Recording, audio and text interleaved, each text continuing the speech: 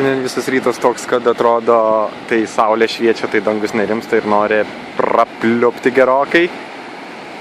Dabar tolumoje šiek tiek pilka ir tikiuosi, kad dės gerokai lietaus.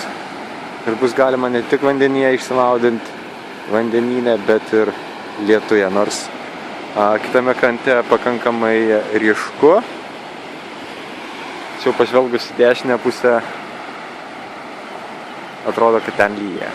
Na, kol kas iki čia ateina vos keli lašai, bet galbūt. Taip atrodo paskutinė diena, kuomet apskritai viskas atrodo labai tingiai ir bet ką.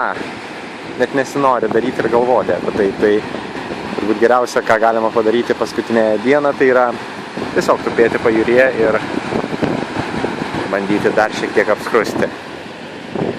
Nors prisitepus visokių kremų, tą padaryti ypatingai sunku, bet tuomet gerai jautiesi vakare, nežinai, kad tiesiog neskaudės odos ir galėsi patogiai gulėti.